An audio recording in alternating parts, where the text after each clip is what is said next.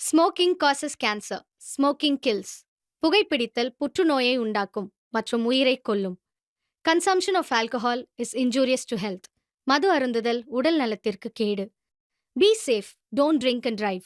பாதுகாப்பாக இருப்பீர். மது அருந்திவிட்டு வாகனம் ஓட்டாதீர்.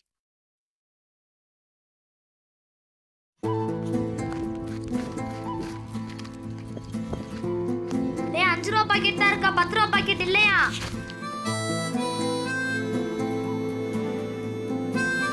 டேய் வேகமா டாப் எடுத்து தண்ணி கப்பிச்சுடா.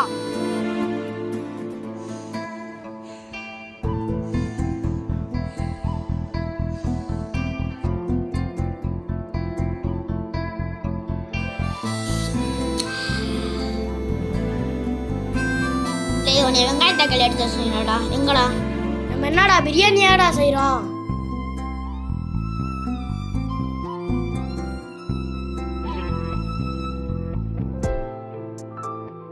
இல்ல அவசரப்படாத, கிண்டி தான்டா இருக்கேன்.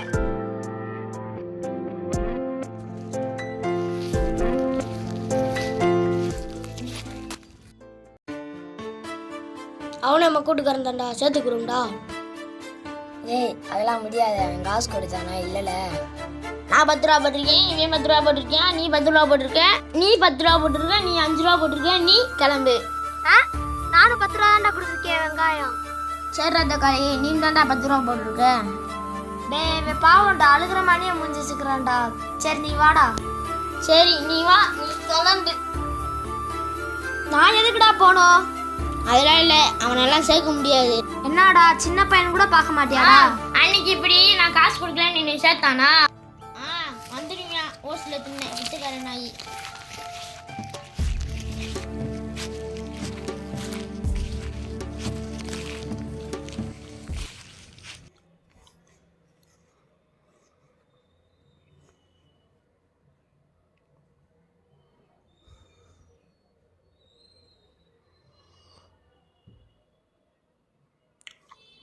பாலா, சோறு வடிச்சு வச்சுட்டேன், சீக்கிரம் போய் சாப்பிடு.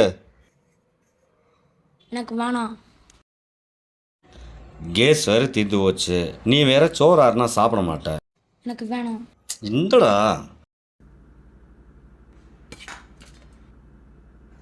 அப்பா என்னப்பா ஞாயிற்றுக்கிழமை அதுமா ஒரு வஞ்சனம் கூட வைக்கலையாப்பா? ஆம்பளை கூட பொறிக்கலாம்லப்பா? கடவுள் எனக்கு மட்டும் ஏன் இப்படி தலைவிதியே இப்படி எழுதி வச்சிருக்காருன்னு தெரியலையே. நீங்களும் கூட்டம் ஜோராக்க சோத்துக்களை வீட்டில் சோத்துக்கும் வஞ்சனம் இல்லை. டேய் பாலா, இந்த கடவுள் இருக்கார் பார்த்தியா, கடவுள், அவர் எல்லாத்துக்குமே தளபதி எழுத மாட்டாராம்டா.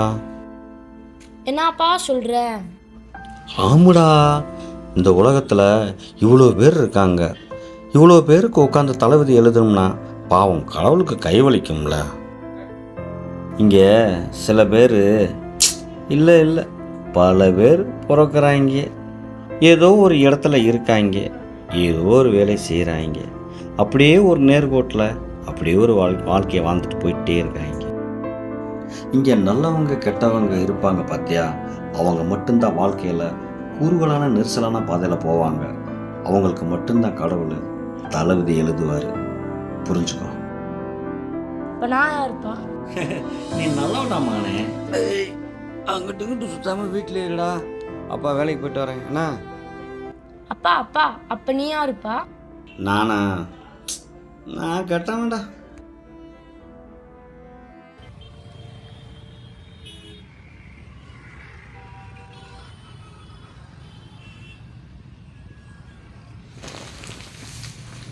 தர்மா அண்ணே. தர்மா, இந்த கண்ணாடி பாட்டில் சரக்கெல்லாம் ஏற்றி விட சொன்னேன், ஏற்றி விட்டியா? நான் இல்லைண்ணே, தம்பி தான் சரக்கெல்லாம் ஏற்றி விட்டுருந்தாப்புல.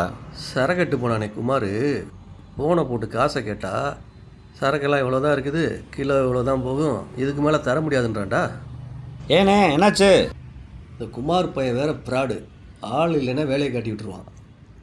அவனே சின்ன பையன், அவனுக்கு இந்த வியாபாரத்தை பற்றிலாம் ஒன்றும் தெரியாது. இனிமே இந்த சரக்கு ஏற்றுறப்ப நீ கூட இருந்து பார்த்துக்கோ. நான் பார்த்துக்கிறேண்ணே. சரி, இப்போதைக்கு இதெல்லாம் வேணாம். எங்கள் அப்பாவுக்கு தெரிஞ்சால் கொன்றுவார். இன்னும் 2 வருஷம் ஆகட்டும், பார்த்துக்கலாம். அதான் நானும் சொல்கிறேன், எங்கள் அண்ணனுக்கு தெரிஞ்சால் அவ்வளோதான். ஆல்ரெடி நம்ம லவ் மேட்ரு வேறு தெரிஞ்சு போச்சு. என்னடி சொல்கிற? இப்போதைக்கு அதை விடு, இருக்கிற பிரச்சனையை பாரு. எனக்கு அபார்ஷன் டேப்லெட் வேணும். சரி, நான் ட்ரை பண்ணுறேன். எனக்கு நாளைக்குள்ள வேணும்னு சொன்னேன், புரியுதா? அது என்ன தலைவலி டேப்லெட்டா உடனே வாங்குறதுக்கு? அபார்ஷன் டேப்லெட்ரி, அது வாங்குறது எவ்வளோ ரிஸ்க்குன்னு தெரியுமா? அதெல்லாம் எனக்கு தெரியாது. நாளைக்கு எனக்கு வேணும்னா வேணும், அவ்வளவுதான். என்னத்தையாவது பேசிட்டு இருக்காத. வேணும்னா வேணும். கட் பண்ணுங்க.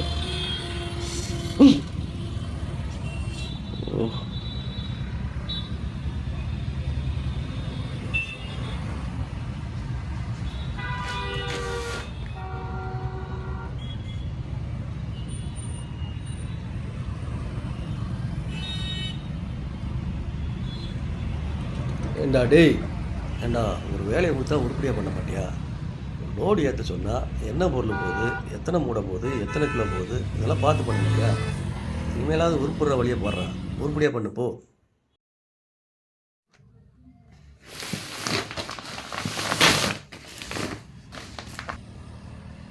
நோ தர்மாண்ணா. என்னடா?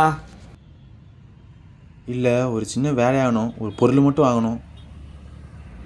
உனக்கு ஒரு வேலை ஆகணும்னா மட்டும் எல்லார் வேலையும் பிடிப்ப. சரி சொல்லு.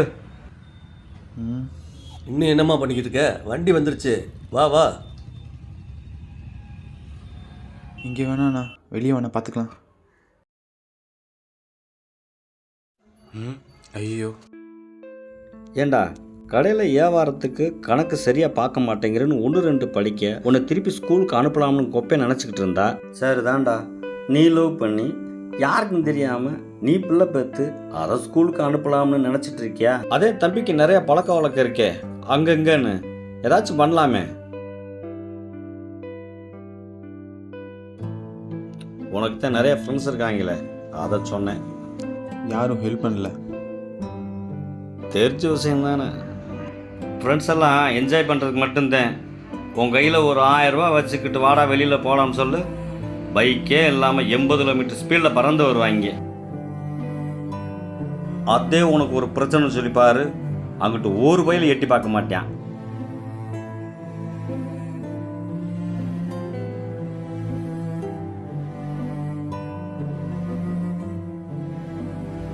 உனக்கு என்ன டேப்லெட் தானே, நாளைக்கு வா ரெடி பண்ணி தரேன். ஒரு 3000 ரூபா ரெடி பண்ணி வச்சுக்க மாத்திரைக்கு. உனக்கு எவ்வளோ அமௌண்ட்டுன்னு?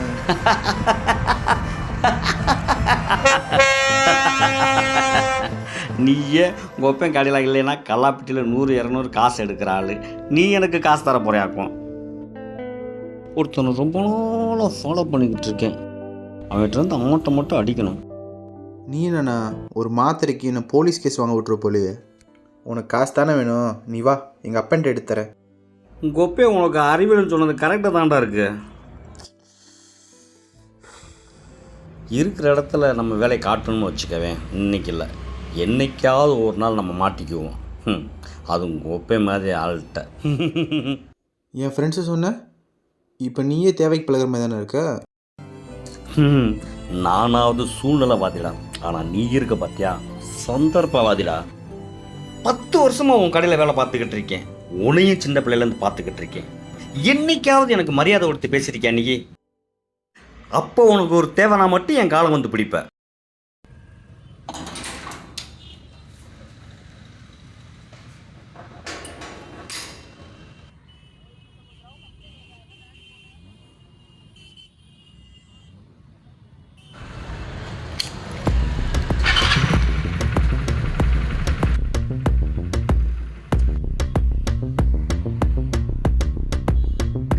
சாரதே, இவன் ஃபைனான்ஸ் கம்பெனியில் வேலை பார்க்குறியான். வேலை விட்டால் வீடு, வீடு விட்டால் வேலை. ஆள் பார்க்க கொஞ்சம் திணுசான ஆள். ஆளை பார்த்தா அப்படி ஒன்று தெரியலையே, பானிபூரி விற்கிற மாதிரி இருக்கா? நாளை காசு அடிப்பில்ல, அப்போ தெரியும் உனக்கு.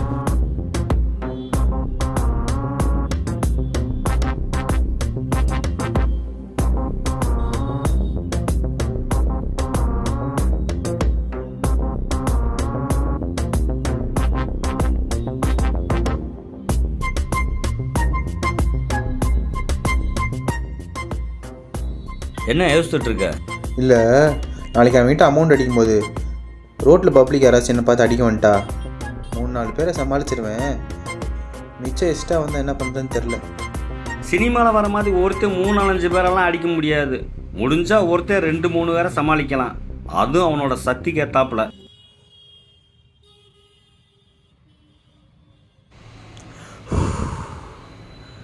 எப்பா என்ன சாரதி, பழனிசாமிட்ட காசு வசூல் பண்ணிட்டியா? இல்லைண்ணே, அவன் வீட்டிலன்ட்டு அவன் பொண்டாட்டியை விட்டு பேச விட்றியான். நான் சாயந்தரத்துக்குள்ளே வசூல் பண்ணிடுறேன். சரிண்ணே, டைம் ஆச்சு, நான் லைனுக்கு கிளம்புறேன். சாரதி. ஆ இல்லைடா, நம்ம தங்கச்சி பண்ண ஒருத்தன் சுற்றிக்கிட்டு இருக்கான். எந்த ஏரியா பையனே? எந்த ஏரியா தெரியலடா. உங்கள் அண்ணி கடைக்கு போகும்போது ரோட்டில் சேர்த்து வச்சு பார்த்துருக்கா. இவனை பார்த்துருக்கான் பாரு. இவனை எங்கேயும் பார்த்த மாதிரி தெரிலையேண்ணே. பார்த்தா சொல்லு. இன்னொரு ஒரு முக்கியமான விஷயம், அவன் எப்பயுமே வண்டி கவருக்குள்ளே தான் காசு வைப்பேன். அதனால கொஞ்சம் ஜாக்கிரதையாக இருந்துக்க. சரி, நான் பார்த்துக்கிறேன். டேய், சைக்கிள் சரி பண்ணணும்னு எனக்கு ஒரு ரவுண்டு தரேன். இப்போ தான் செயின் வந்துருக்கு. திருப்பி உங்கள்கிட்ட கொடுத்தா செயின் அத்துருவேன்.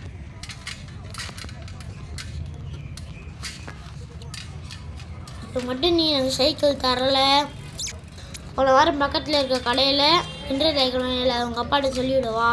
டேய் சும்மா அவனுக்கு சைக்கிளாக தர மாட்டேன்டா. லூஸ் மணிக்கு ஏதாச்சும் பேசாமல் போடா. என்னடா குசுன்னு பேசிட்டு இருக்கீங்க? என்னான்னு சொல்லு நீ. எதுக்கடா வாய் முடுற? கையெடு.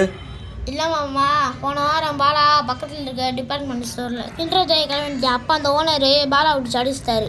அப்புறம் தான் நீங்கள் ஒரு கடையில் வேலை பார்த்தீங்களே, அந்த கடையோட ஓனரோட பையன் வந்தார். அவர் தான் எங்களை எதுக்கு அடிக்கிறீங்கன்னு சொல்லி சண்டை போட்டு மிட்டாய்க்கு காசை கொடுத்து வீட்டுக்கு அனுப்பிச்சி விட்டாரு. ஆமாப்பா, கதிரண்ணன் தான் இப்போ காசு கொடுத்து அனுப்பிச்சுட்டேன்.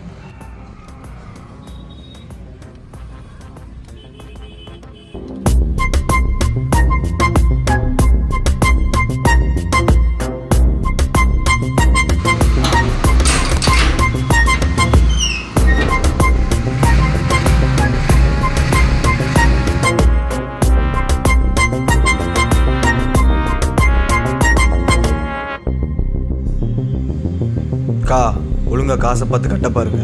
இப்படி அலைய வச்சுட்டு இருக்கக்கூடாது.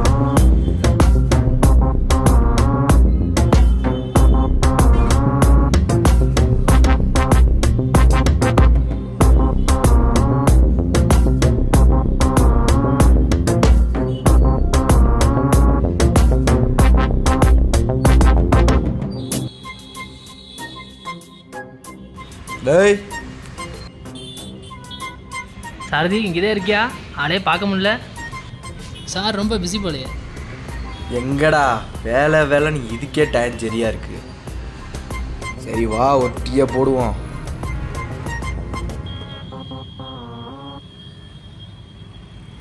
நீ என்ன பண்ணிக்கிட்டு இருக்க?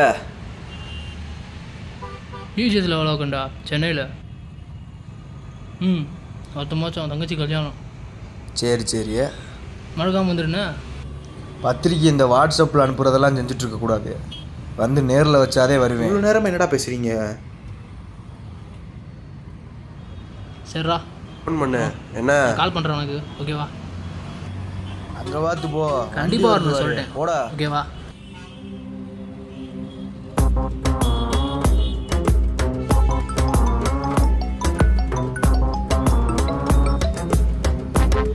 ஹலோ. டேய், எங்கடா இருக்க? நோ, இன்னும் 1/2 மணி நேரத்தில் அந்த பை உன் கையில் இருக்கும். நானே படத்தை தனியாக அடிக்க வந்துட்டேன். உன்னை யாரா தனியாக போக சொன்னது? நான் பார்த்துக்கிறேன், நீ கட் பண்ணு. ஒன்றும் இல்லை, போகிறோம், பணத்தை அடிக்கிறோம், அப்படியே வண்டி எடுத்துகிட்டு போயிடுறோம்.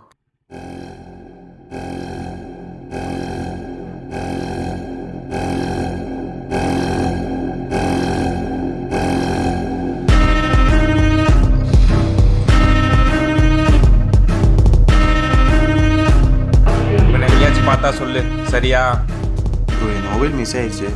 எனக்கு மொபைல் தெரியுங்களா? ஒரு கால் மட்டும் பேசிட்டு தரேன். எவ்வளோ வச்சிருக்க? என்னடா சொல்கிற? யாரா நீ?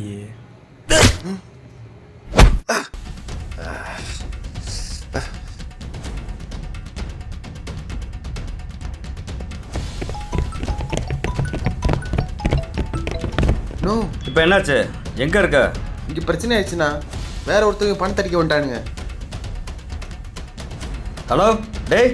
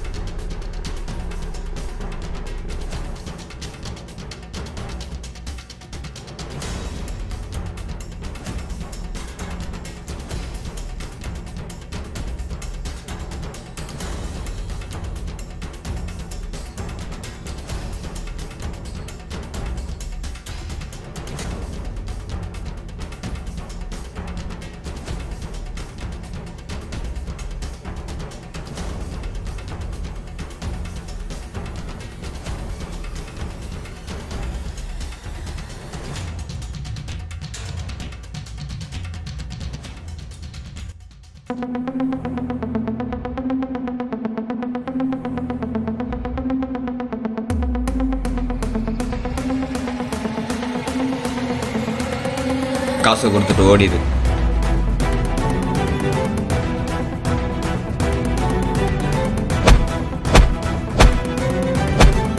ப்ரோ ஒரு நிமிஷம் இருங்க.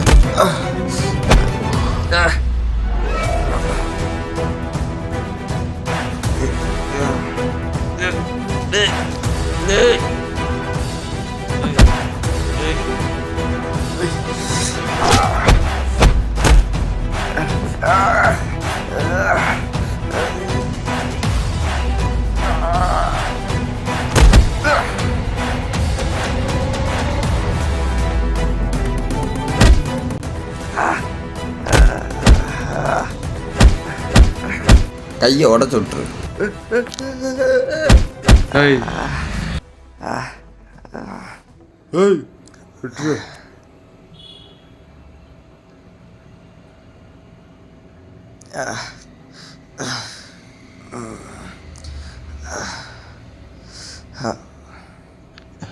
ஏன் ப்ரோ அவனை விட்டீங்க? நான் எப்பயும் பணத்தை பையில் வைக்கிறது கிடையாது, இதில் தான் வைப்பேன்.